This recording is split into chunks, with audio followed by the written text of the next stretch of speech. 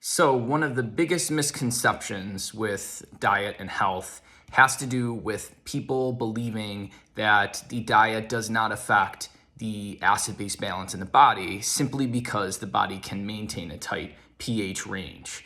And it's true that the body can maintain a tight pH range. However, that does not mean that certain foods don't bring an acid load, that acid load cannot basically overwhelm the body's capacity for handling that acid load, and that there are not negative consequences to that acid load, and that we actually can become on the lower end of normal, which proves that there are actually more protons, which is the acid in the body, even in the blood. And the blood does have certain proteins that can bind to the acid and sort of prevent us from seeing the full amount of acidosis that's occurring for a while, whereas in the interstitial fluid, it doesn't have the things like hemoglobin and albumin, as much of those, or those at all, to basically, inhibit the acid load as well. And so increases in acid in interstitial fluid can lead to insulin resistance. This has actually been proven experimentally. And there are at least about a dozen human clinical studies showing that consuming a high animal protein diet that is not offset with some type of base, which would be either low oxalate fruits or vegetables, or things like sodium or potassium bicarbonate or citrate, that's the base, can increase the propensity for negative calcium balance. It can increase markers of bone breakdown and decrease markers of bone building. So there is very good evidence that if you are consuming a high dietary acid load, which is from things like, animal protein, which I do eat. I eat an animal-based diet, and I do think it's healthy to get a lot of animal protein. It's just you have to offset the acid load. And when I say acid load, it is literally sulfuric acid that is forming and then dissociates to protons and a negatively charged sulfate. So you are dumping protons into the body. You are increasing the hydrogen ion content of the blood, which is, what we measure pH on. So, and there are consequences to eliminating a lot of acid out of the kidneys. You have to produce a lot of ammonia. In fact, 80% of the ammonium that hits the collecting duct is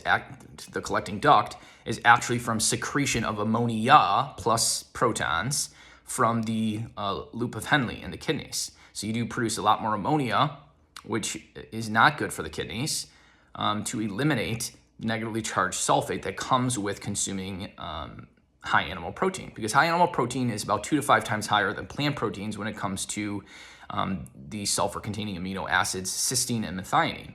So when our body oxidizes cysteine and methionine in the liver, it forms sulfuric acid, which instantly dissociates to 2 protons and a -2 sulfate.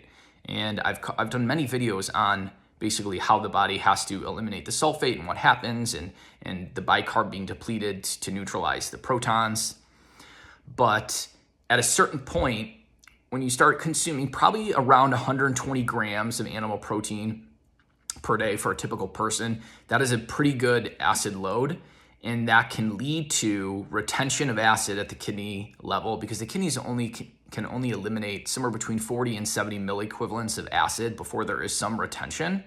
Above that, it's about 1 milliequivalent of acid for every 2.5 milliequivalents above that threshold that you start retaining. Then you have to start buffering that acid. And we use, some of the buffer that we use is actually our bone. And there's very good evidence from experimental studies back in the 1960s that we are losing calcium from the bone to help buffer the retained acid, and also human clinical studies as well, more recent ones. So the balance studies in the 60s showed that we can pull calcium from the bone when we basically have a dietary intake of acid.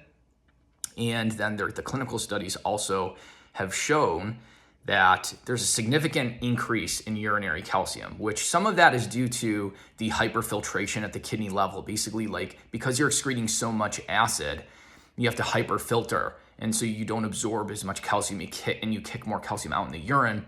But that doesn't fully explain the loss. There's also a decrease in parathyroid hormone, which leads to a decrease in the active form of vitamin D called calcitriol.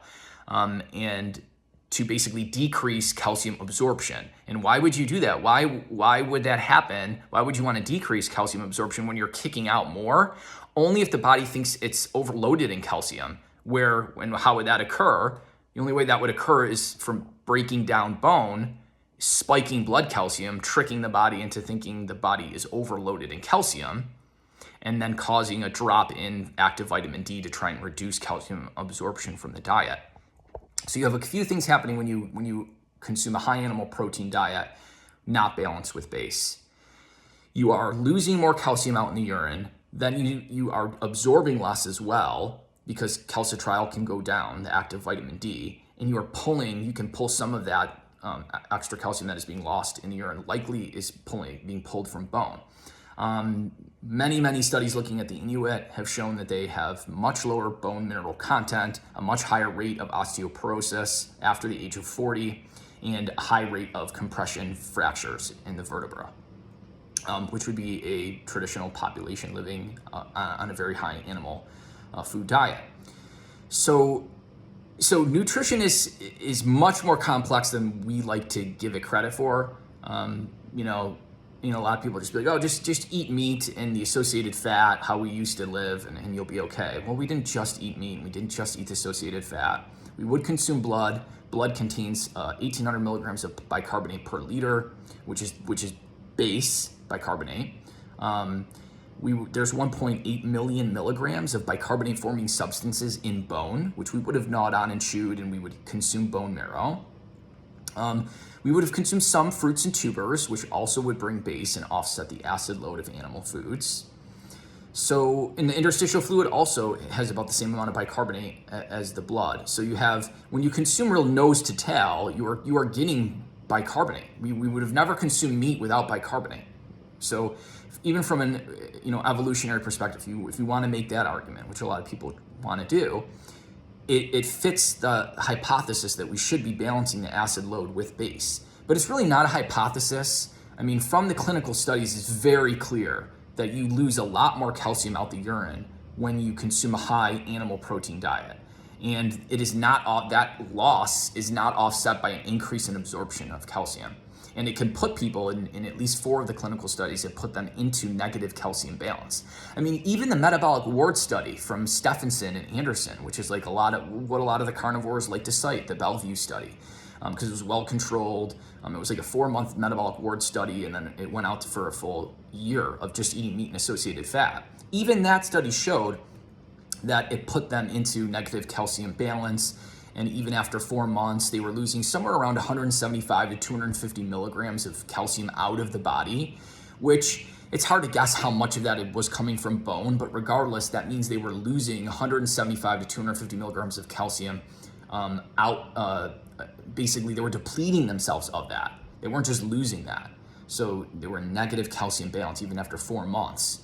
And so even I think that study was published in 1930, if I recall again.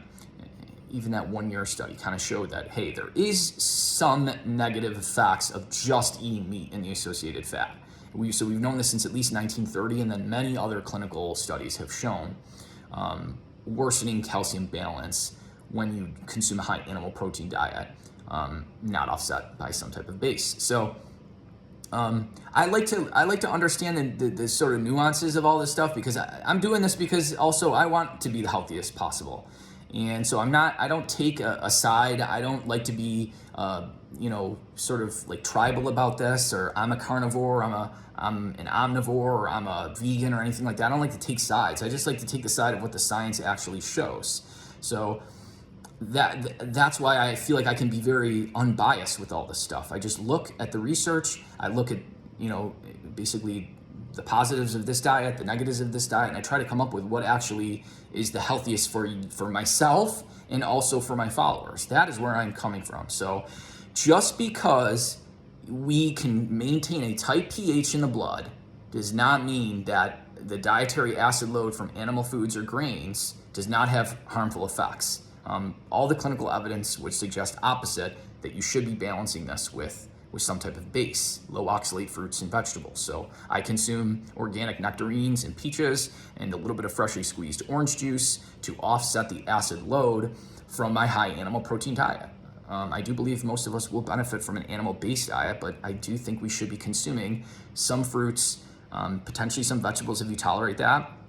And I do think consuming some carbohydrate, probably around 130 grams, which is what the brain needs, even though your body can produce glucose from amino acids, it doesn't matter. I don't care that it can.